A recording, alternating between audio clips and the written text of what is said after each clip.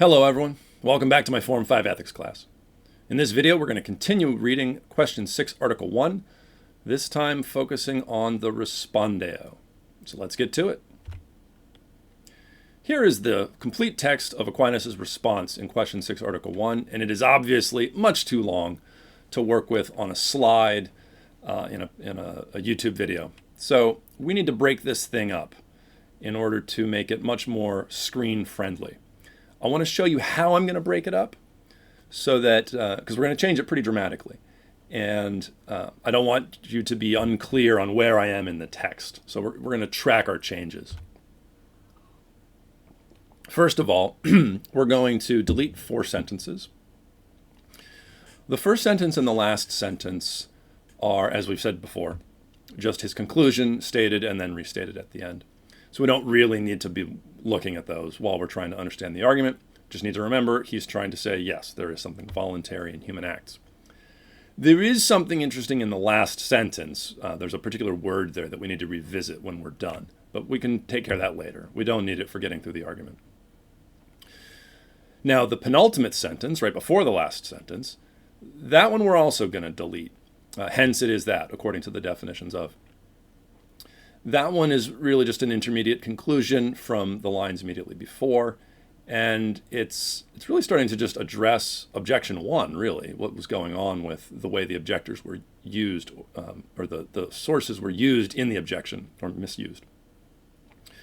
So we're going to eliminate that. That's not going to make any big difference for what we're talking about, but we'll address it at the end as well. And then finally, this line in the middle, it's not quite a full sentence. This is a good old-fashioned scanning error. Those words don't belong there. When the text of Aquinas was digitized, first digitized long ago, there was a scanning error that duplicated an entire line of text. So, unfortunately, a cruel trick for beginner students. You already feel like you're being spun in circles, and then Aquinas is just saying the same thing over and over again. But in this case, he actually is saying the exact same thing over and over again, thanks to the mishandling of the editor. So I've deleted that, and when we get to the place in the text where that would show up in my modified text, I'll have it marked there as well. Once we've eliminated those lines, we need to break the text into half-ish. So I've somewhat arbitrarily split it into these 2 blocks, one of which is obviously quite a bit longer than the other. It's more 1/3, 2/3 proportion. And we could have done things a little bit differently, but we're just trying to keep things screen manageable. And in this video, we are going to focus exclusively on the block of text on the left, which we'll call part 1 of the Respondeo. And that looks like this.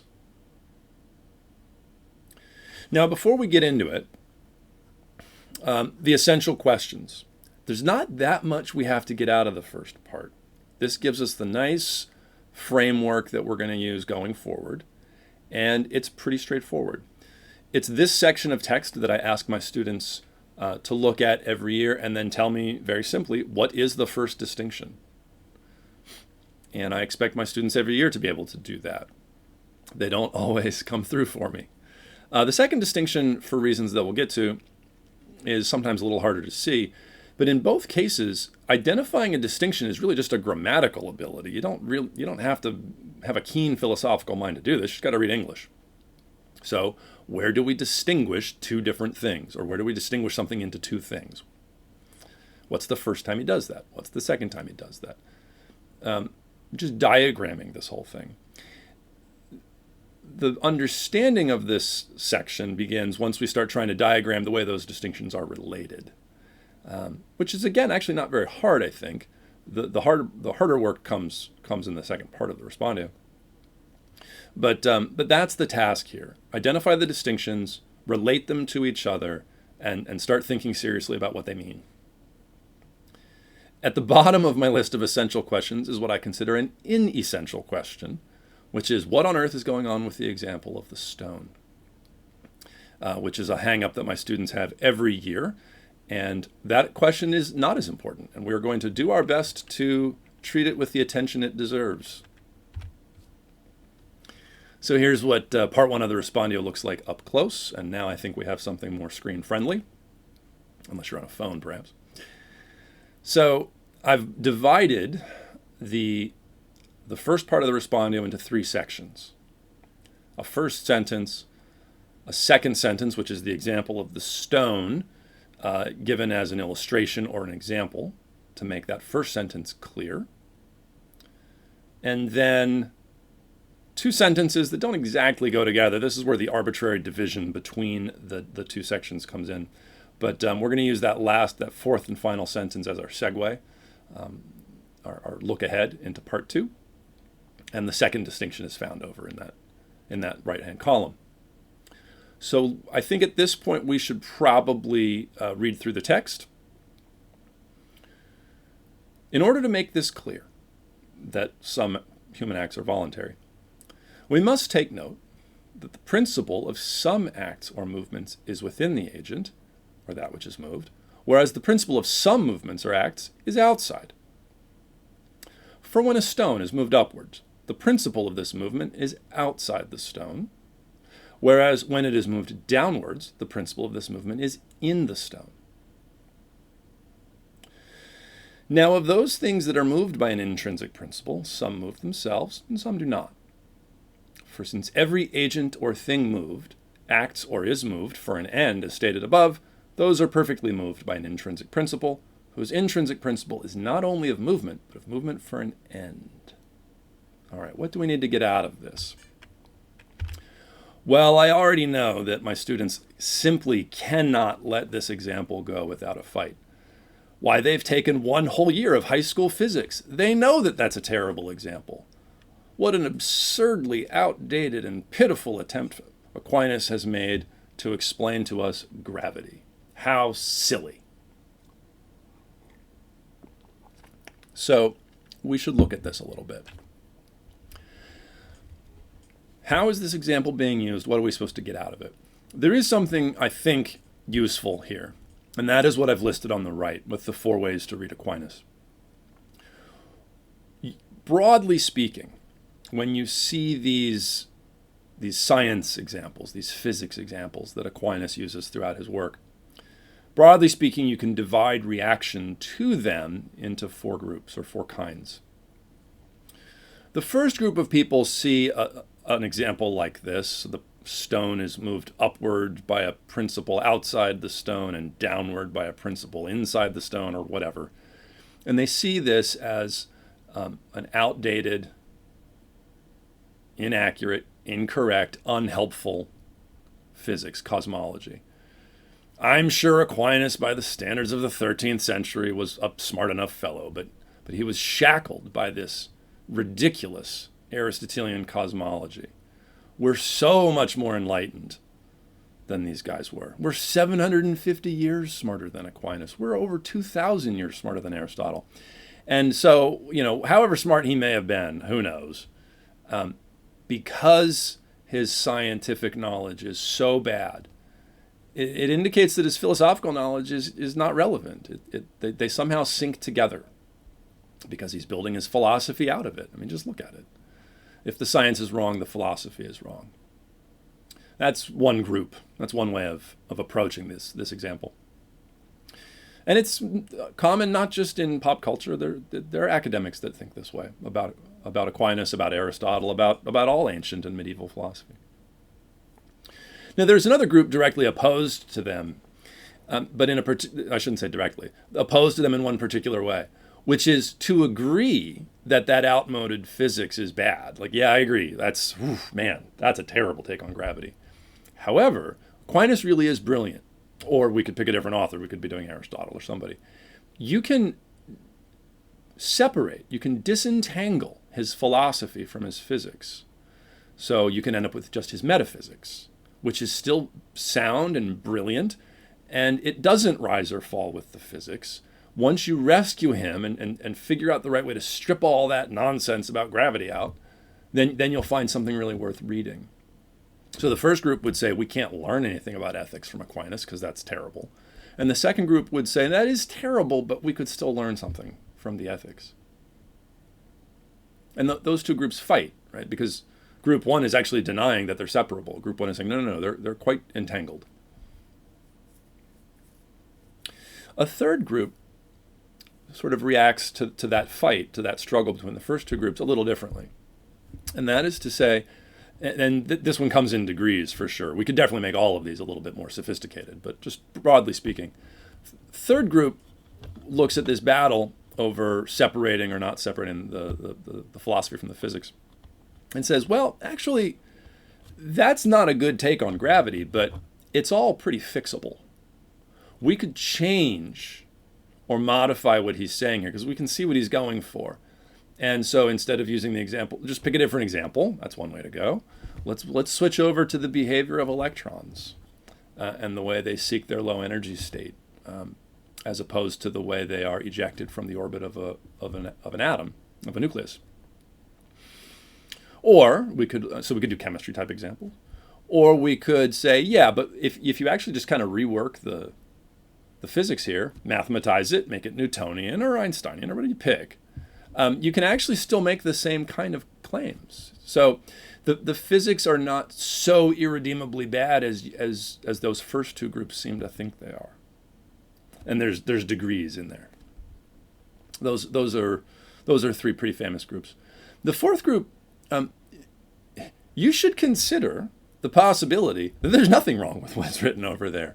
And I don't mean in the sense that modern science is wrong, but in the sense that nothing there is actually directly contradicting anything about the way we do physics, Newtonian or otherwise. That's just right. Maybe we should actually stop and have a really big battle over the correct philosophy of science. What are we doing when we do science? Not just now, but like the history of it as well.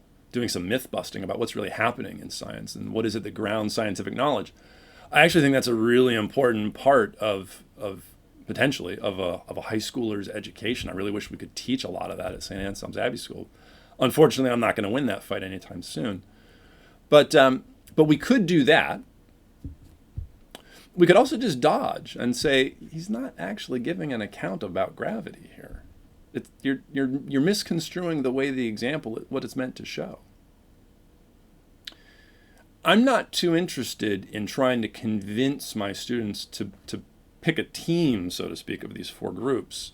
I think group one is ridiculous, and I think it's actually a really bad take for a number of reasons, many of which have to do with a sort of an insufferable hubris about what science really is. But all of that aside, groups 2 and 3 and 4 are all reasonable in their own way. I certainly know many intelligent people from any of those three groups, and they argue with each other, but in the way philosophers tend to argue about things. We don't really need to pick sides. I just want to focus, and we can talk about it in the online classes a little bit. I'm sure it'll take up at least 5 or 10 minutes of our time, maybe more. Maybe I'll make you write something about it. But what I want to focus on here is what he's really saying, because I think once you start parsing what he's going for here, I think probably you can take a lot of profitable roads from here in either group 2, 3, or 4. Obviously, I'm not going to concede the idea that we should just throw Aquinas out. That's going to make this class a little harder. So remember what we mean by principle, right? We've already said this in objection 1. When we say principle, we mean beginning. Where does the movement begin? Does it begin inside of the thing or outside of the thing? If I'm holding a pencil or a rock, and I'm just holding it, and I say to you as students, all right, I'm going to let go of this. When I do, I want you to draw me your best fourth form physics diagram of what happens. Right? Diagram it for me. Give me a vector. I'm going to let go of this. And it's going to fall, and it's going to hit the tail. It's going to bounce around, but don't worry about the complicated parts. You're going to draw a little box. You can idealize it as a point. I don't care. But hopefully, your fourth form physics taught you well enough to know that the tail of that vector goes inside of the rock, inside of the box. I hope you don't put it somewhere else. It's not a collision problem. It would be quite strange if you were to try to put the tail of that vector, if you were to begin that vector, rather, inside the center of the Earth, and then make it some sort of weird parabola or rebounding line that reaches out. I mean, the Earth isn't firing off gravity lassos and pulling things toward it. That's not how it works either. That's a little strange. So what do we mean about the motion beginning inside or outside of a thing? Maybe it is helpful if we change the example a little bit. Instead of talking about throwing the stone upward, how about just sliding it side to side on a table? Right? Like if the rock is on the table and I'm holding it and I let go of it, it doesn't slide, it just stays there. So rather than try to fight to the death right now about the best way to interpret this and whether or not he's actually trying to talk about gravity, you, in preparation for our next online class together, you guys should all spend some time thinking about what is he going for and what is happening? What's a way in which it's right? If you're sure that's crazy, well, maybe you should try to spend a little time thinking about how it's not crazy. And if you're sure it's right and you just want to blow it off or you don't care, you should spend a little bit of time thinking about the problems of it. This is a method I've tried to teach you since you were my students in 9th grade. You don't just go with your gut reaction to everything. If you feel yourself moving strongly in one direction, put on the brakes and see what's going on in the other way. All we mean is that somehow, when the rock falls, the motion begins inside of it. And because my students get hung up on this example, and thinking incorrectly about what we're actually saying in that sentence, in the sentence right here on the screen, they fail to appreciate what's said next. So we actually need to, let's get out of this example for a minute and look at the text. This is the text as it really exists, as it exists in my mind. The example of the stone has now been properly shrunk down to a size proportionate to its importance. The only reason it exists is to give an illustration of the first sentence. And if the first sentence doesn't need it, great. Well, we could pick a different example. Who cares about the second sentence? And then I've divided up things on the right a little bit as well. So in order to make this clear, we must take note that the principle of some acts or movements is within the agent or that which is moved, whereas the principle of some movements or acts is outside. This some pairing, that syntax, that indicates a distinction. Sometimes he uses others, more adversative. On the one hand, on the other hand, that's another pairing that would give you a distinction. But some is a common enough one for Aquinas. And all we're doing in the first distinction is saying that sometimes actions begin inside the thing that's moving or being moved. And sometimes it's outside the thing moving or being moved.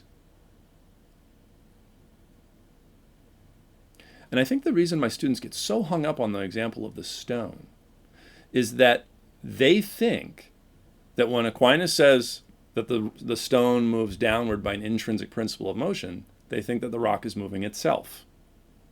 And he doesn't say that. He expressly denies that. That's what the next sentence is about. Go look at the second distinction on the top right. Now, of those things that are moved by an intrinsic principle, some move themselves and some do not. This is actually the problem with the first objection. The first objection said, well, the voluntary means it has its principle of motion within itself. Well, that's not useful because rocks have a principle of motion within themselves. Everything has a principle of motion within itself in some way. It comes from within, therefore it's voluntary. That's crazy. Rocks aren't voluntary. So I think the problem is for a variety of reasons, students get so hung up, readers, I don't just mean kids, readers get so hung up on what they take to be the obvious error of the example that they actually don't pay attention to what the example is trying to illustrate and not illustrate. So we actually want to diagram this guy. We want to talk about distinctions and what they're doing. And to do that, we're going to generate our first Porphyrian tree. Now, the Porphyrian tree, the really famous one, you may have seen pictures of. There's many different versions. It's the division of being, or of substance, rather. Or maybe being. Depends on what you want to write there, I guess. Of substance into different kinds, or being into different things. And it always proceeds by a negation. Right? Substance is either corporeal or incorporeal, or not. And corporeal substance is either living or not. And living substance is either sensitive or not. And sensitive substance is either rational or not. And so on and so forth. And at each of those, you're just making a negation. It either is or it isn't. And you're making further and further refinements about what kind of thing you're talking about. It does have very much the structure of genus and species. Genus and species in Aquinas are relative terms, right? They're not the frozen way we use them in, say, like a modern biology, where it's a very particular level on a classification system, which just mean relatively, right? Like the category and the subcategory, or the category and its members. So on the left here, all I've got are the sentences of the first and the second distinction, and roughly speaking, lined up with the level of the Porphyrian tree that they're talking about. The principle of movements, right? The principle of act or movement, or as I've written in the box, the principles of motion. Where do they begin? Motions either begin inside the thing that's moving, or they don't.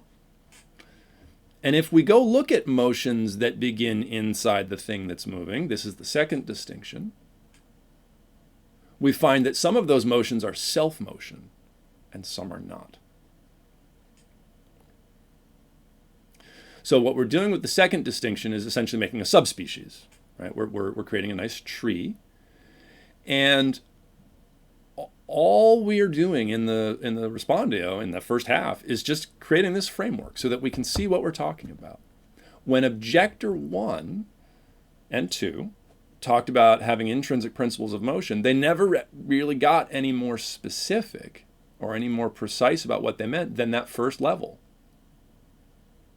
And that's not enough for what we want to talk about in question 6, article 1. We're actually interested in this bottom level. So you're not going deep enough, or you're not speaking about interior or intrinsic at the level that really matters. If you're just talking about intrinsic broadly, because rocks have an intrinsic principle of motion, who cares? The question, and the thing that we don't quite get to in this video, is, all right, well, what's the difference between a self-mover and something that's not a self-mover? The rock falling, when I let go of the rock and it hits the desk, or it hits the floor, or whatever, that's an example of a not self-mover. Something that moves by an intrinsic principle of motion, but doesn't move itself. Whereas when I walk across the room, or go eat dinner, that's an example of self-motion. Or when a lion chases a stag, or we could pick many different things. That's our first Porphyrian tree. We're going to use more of these. We're going to use this one a lot. This is actually very important for lots of what we're going to talk about in the future. But it helps us see we need to get clarity on what distinguishes the self-mover from the not self-mover. Oops, I don't want to do that yet. I want to go backwards. So when we look at the end of this block of text, all right, some move themselves, some don't. You can see that in italics and in bold up there. What's the difference? Well, notice this word perfectly. Since every agent or thing moved acts or is moved for an end, as stated before, in an article that we're not looking at, a question we're not looking at, those are perfectly moved by an intrinsic principle, whose intrinsic principle is not only of movement, but of movement for an end. So up until this point, we've been focusing on the beginning of the action, principle. Right? Where does the change start? And now, in order to get clarity on the difference between a self-mover and a not self-mover, we need to go look at the other end of the line. We need to go look at something having to do with where the action stops. So principle and end are both being considered, or beginning and end, the two terms, the terminus a quo and the terminus ad quem. And something about motion toward an end is going to be the distinction. However, if you're clever, or if you read carefully, you should see that everything that moves or is moved acts for an end. That it acts for an end just means that the change stops. Right? A chemical reaction eventually stops, and then maybe a new one starts. Right? Or I walk across the room, now I'm done walking across the room. And maybe I can go on to walk somewhere else too. But that motion of moving across the room is over. It's not a change if it doesn't reach a new state. Yeah. So if everything acts for an end, how will talking about end help us distinguish self-movers from not self-movers? That's the main part. That's the next part of the Respondeo, and it's the one that takes up most of the text. So we are going to stop the video here so that it's not another 55-minute monster like the last one. Sorry about that. And we will pick up the next video looking at what is the difference between those two guys at the bottom. Things that are, what is it that generates self-motion as opposed to things that are not self-movers? If you have any questions about this video, or indeed any of the content in the class, or indeed anything at all, you know how to get a hold of me. I've made myself available on many platforms. I look forward to seeing you in class. Good luck studying. Be safe.